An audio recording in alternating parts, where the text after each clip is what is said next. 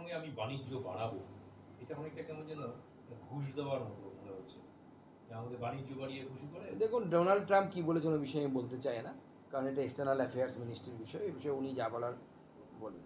আর একটা বিষয় হচ্ছে, উনি দুটো দেশকেই এক আসনে বসিয়ে দিয়েছেন, অথচ ভারত দিনের পর দিন পাকিস্তানের এই সমস্ত জঙ্গি অত্যাচার সামলেছে, পাক অকুপাইড কাশ্মীর আমাদের দখল করে রেখেছে, দু দেশ তো এক নয়, উনি এক জায়গায় বসিয়ে দুজনকে ট্রিট করছেন। দেখুন, ডোনাল্ড ট্রাম্প কীভাবে ট্রিটমেন্ট করবেন তার ব্যাপার না।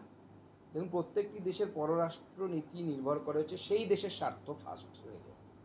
তো আমেরিকার স্বার্থ ফার্স্ট রেখে আমেরিকা তাদের পররাষ্ট্র নীতি নিয়ন্ত্রণ করবে, সেটা আপনাকে আমাকে মানতে হবে এমন তো কোনো কথা নেই। আমরা আমাদের স্বার্থটাকে প্রথমে রেখে সেটাকে করব, পালন করব।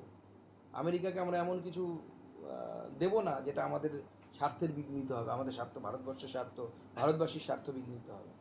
আবার আমেরিকার সাথে যদি আমরা সম্পর্ক খারাপ করি, প্রচুর বাঙালি তখন আমরাই চিৎকার করবো, গ্রিন কার্ডটা বাতিল হয়ে যাচ্ছে। তখন তখন আমাদেরই পিএইচডি করা, পোস্ট ডক করা ছেলেমেয়েরা আবার ব্যাক হয়ে এখানে আসতে বাধ্য হবে। তখন সব ভারতবর্ষের প্রধানমন্ত্রীকে তো সব দিকে দেখে কাজ করতে হয়।